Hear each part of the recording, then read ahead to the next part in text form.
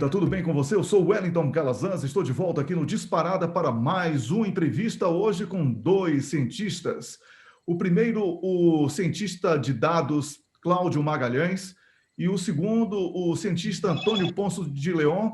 Antônio Ponce de Leon, que é professor do Instituto de Medicina Social Ézio Cordeiro, da UERJ. E nós vamos falar aqui sobre o censo demográfico no Brasil, que recentemente esteve em debate, entrou no debate, porque, por conta também da pandemia e de uma série de outros fatores, está ameaçado de não ser realizado, e nós vamos falar aqui sobre a importância do censo e a importância desse tipo de pesquisa para que a sociedade brasileira possa ser mapeada. Eu começo dando as boas-vindas, obviamente, aos dois, mas com Antônio Ponce de Leon, já fazendo a primeira pergunta.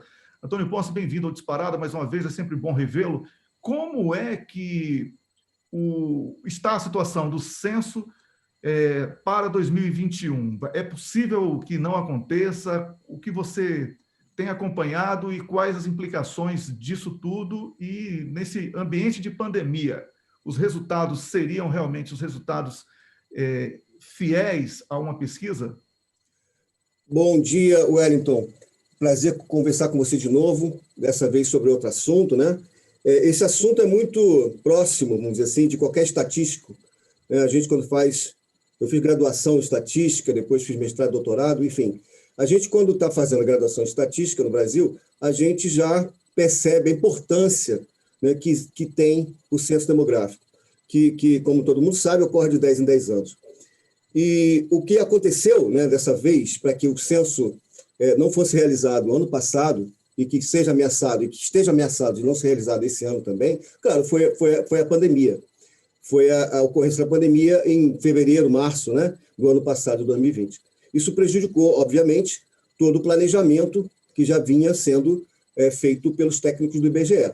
Por outro lado, né, houve também uma outra dinâmica, vamos dizer assim, no planejamento do censo, que vem desde o início desse novo governo, né? Quando a presidente do IBGE foi indicada, e de cara já houve um corte dos recursos do censo. O censo já estava em planejamento, né, no início de 2019, e houve um corte grande de recursos, né? Era, se não me engano, 3 bilhões e alguma coisa, e passou a ser 2 bilhões.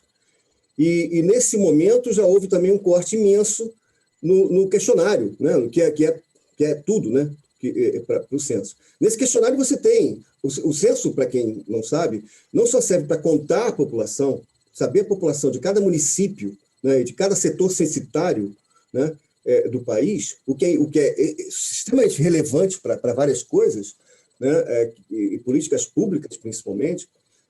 O censo também faz perguntas sobre mercado de trabalho, sobre situação econômica, sobre situação de saúde, né? Educação, né? Enfim, é um questionário imenso com informações super importantes que são usadas depois por pesquisadores, por planejadores, gestores, né? Municipais, estaduais, federais, enfim. Então, quando a gente fala que está havendo, né, que vai haver um apagão de estatística, ou apagão estatístico, ou apagão de dados, é isso que a gente está se referindo, né? Quer dizer, no momento em que a gente deveria saber, né, novamente, qual é a população de cada município do Brasil, a última informação que a gente tem é de 2010. Né?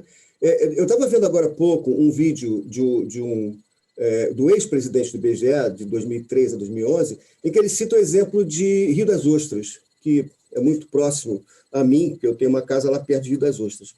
E ele fala que no censo de 2000, o Rio das Ostras tinha 33 mil habitantes, mais ou menos.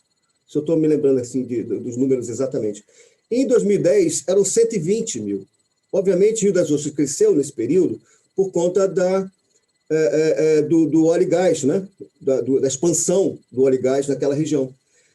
Então, os recursos que Rio das Ostras recebe do governo federal, né, do Fundo de Participação Municipal, que é lei, né, estariam totalmente defasados.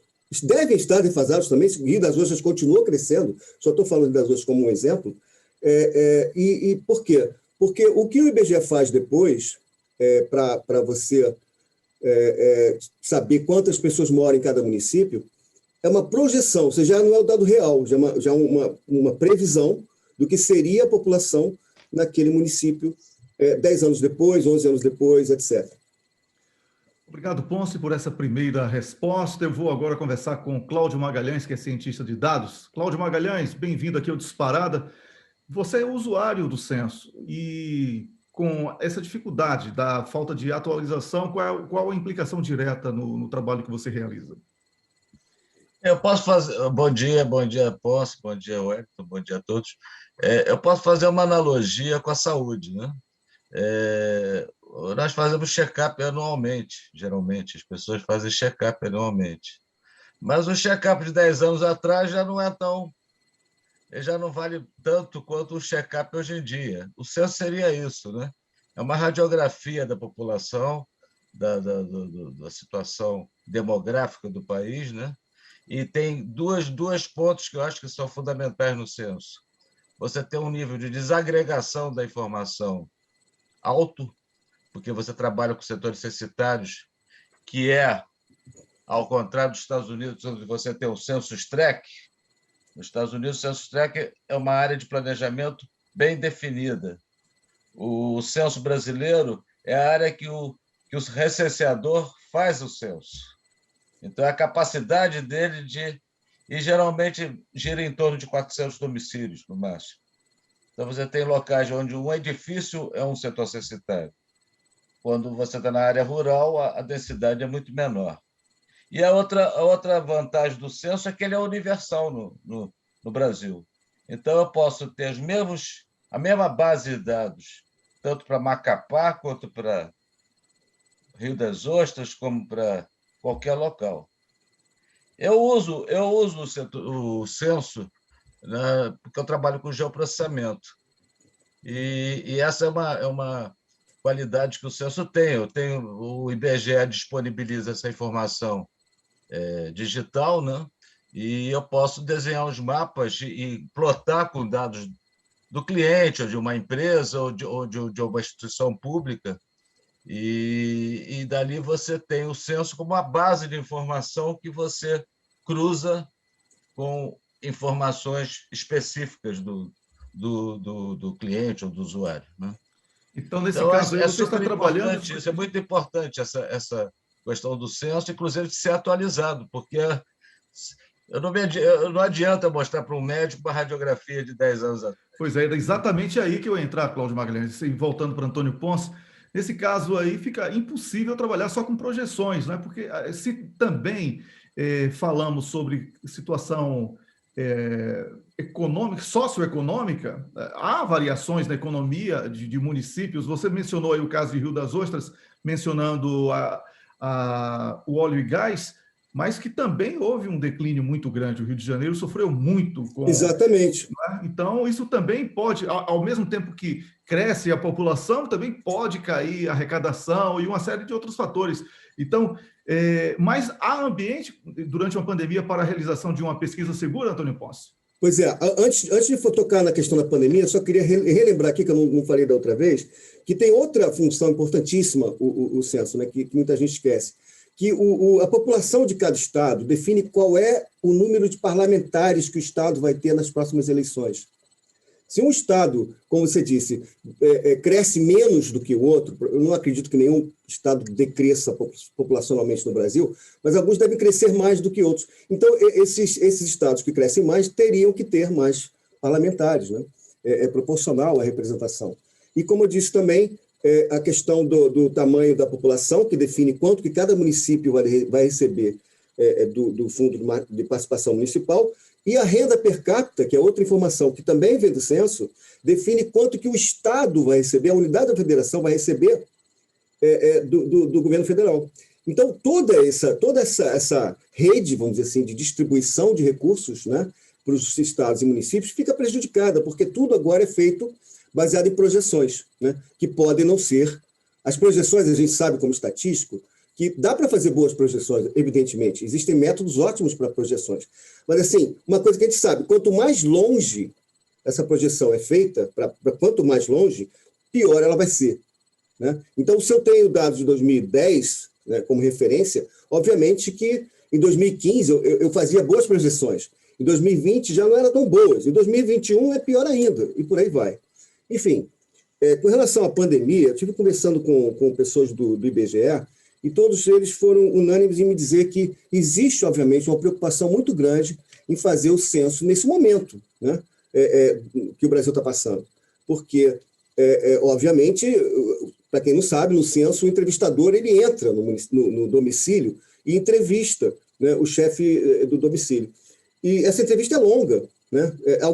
O questionário básico ele é curtinho, mas o questionário da amostra, que a gente chama, que é muito mais longo. Então, ele precisa ser respondido com calma, no intervalo de tempo, ali, eu diria, de meia hora, uma hora, né? Por aí, talvez até mais. Então, obviamente que esse contato, nesse momento, não é uma boa ideia. Agora, não é só... O IBGE tem trabalhado com essa questão, como fazer censo na pandemia. Se fosse possível fazer, se tivesse recurso, primeiro ponto, não tem recurso. O recurso foi cortado. Mas se houvesse recurso, como fazer agora? E eles estavam se preparando, eles estão se preparando, dentro do possível, com os recursos disponíveis, como fazer o censo esse ano. Mas é unânime, pelo que eu entendi, dentro do IBGE, entre os técnicos do IBGE, que esse ano deveria ser um ano de preparação, de planejamento de toda a estrutura do censo para entrar em campo ano que vem, em 2022. Então, essa foi a mensagem que eu ouvi das pessoas que trabalham no IBGE. Ok, obrigado, Antônio Ponce. Eu volto daqui a pouco com você para as considerações finais. E eu volto para Cláudio Magalhães, que, como eu falei, é cientista de dados e trabalha diretamente com esses dados do IBGE. O Antônio Ponce trabalha com outros dados, também trabalha em outros países. O Cláudio Magalhães, ele trabalha mais dentro do Brasil e com os dados do IBGE também.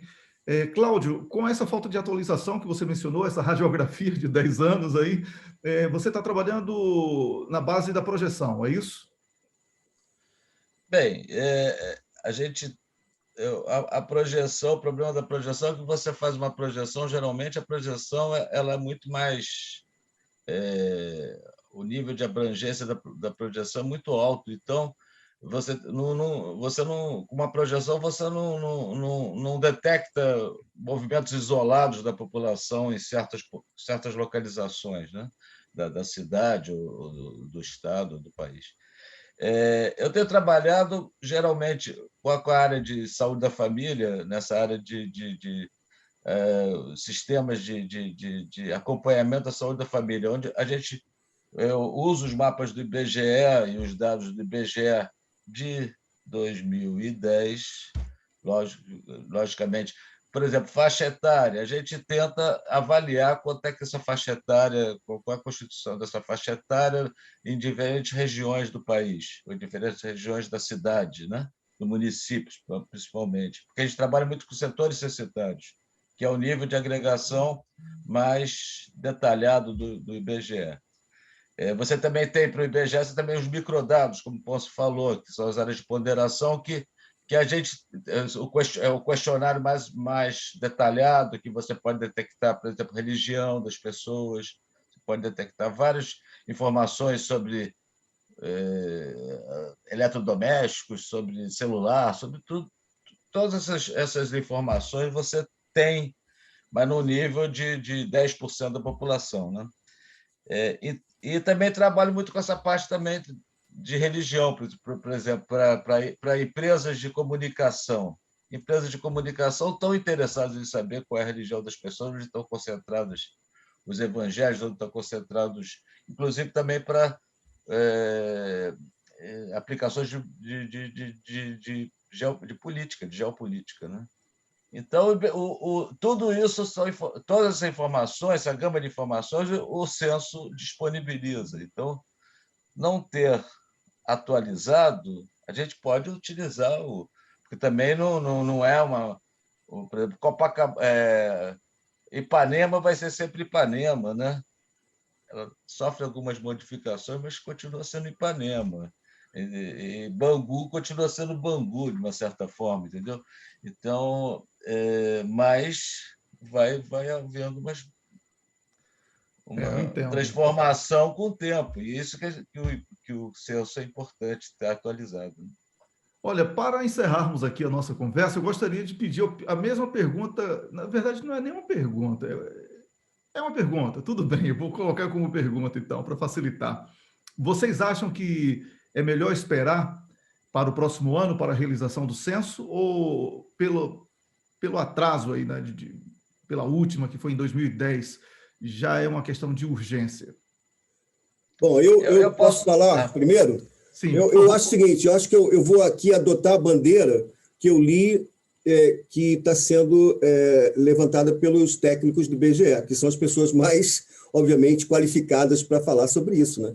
E a bandeira deles é a seguinte: eles querem recursos suficientes este ano para poder continuar o planejamento do censo, e o planejamento do censo é extremamente complexo, e não é uma coisa que você faz em um mês, porque você tem que selecionar entrevistadores, você tem que treinar os entrevistadores, você tem que comprar equipamento, no caso, tem que comprar EPI para os entrevistadores. Enfim, os caras têm que ir a campo pela primeira vez, chamado censo preliminar, para poder delimitar o setor censitário. Isso é um negócio que demora muito. Tá? Então, a bandeira deles é: queremos recursos para preparar o censo este ano e recursos para garantir a realização do censo no ano que vem. Então, eu acho que essa é a solução ideal. Porque, de fato, a gente pensar que, tudo bem, vamos botar o pessoal em campo em outubro.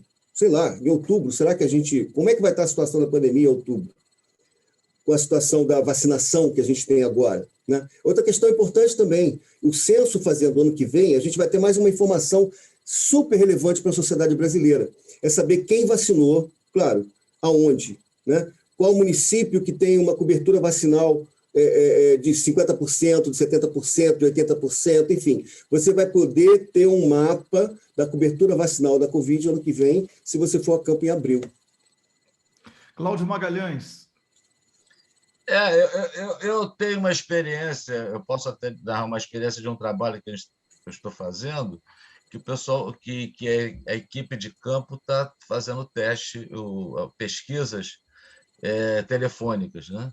E está tendo uma imensa dificuldade. Então, quer dizer, esse período de pandemia, eu concordo que eu acho que não é o ideal, porque para você fazer um princípio da estatística, você não ter ser tendencioso, né? Então você tem que garantir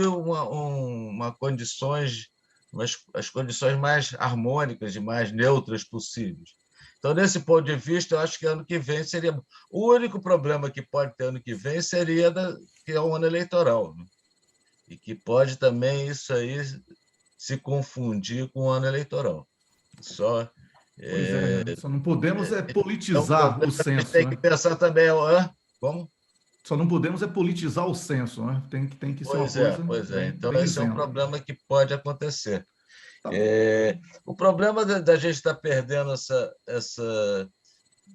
esse tempo que nós não temos mais uma série histórica. Eu posso saber melhor que eu, mas de 10 em 10 anos, né? Nós já agora vamos ter 13 anos, 12 anos, não sei. Só uma consideração aqui, parêntese, né, que eu estava vendo agora. A última vez que o censo não foi executado, que não houve, foi em 1930, por causa da Revolução de 30. Então, por motivos políticos, né? Então, ali não teve condição, não sei exatamente os detalhes, eu teria que ler um pouquinho mais, mas foi a última vez. Desde então, 40, 50, 60, 70, 80, aí em 90 também teve um problema, né? No governo Collor. Em vez de 90, o censo foi realizado em 91. Não sei, não me lembro dos Foi isso mesmo. do que estava por trás desse atraso, porque na época eu morava fora do Brasil, mas foi também o outro ano em que deu um problema. Aí depois teve 2000, 2010 e agora, tudo bem, pandemia. Mas, enfim, também não foi só pandemia, isso que tem que deixar bem claro. Foi pandemia, mas uma certa crise entre o Ministério da Fazenda, né, da Economia, e o IBGE, porque houve uma certa interferência no procedimento já de planejamento do censo de 2020, e isso também causou essa dificuldade que a gente está tendo agora.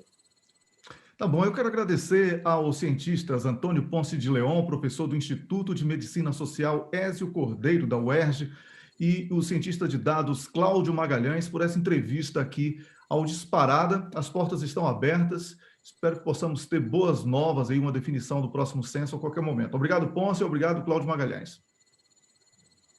Valeu, Wellington. Um abraço. Obrigado aí. Obrigado. Eu sou Wellington Calazans e voltarei a qualquer momento aqui no Disparada com novas entrevistas. Um grande abraço e até o próximo vídeo.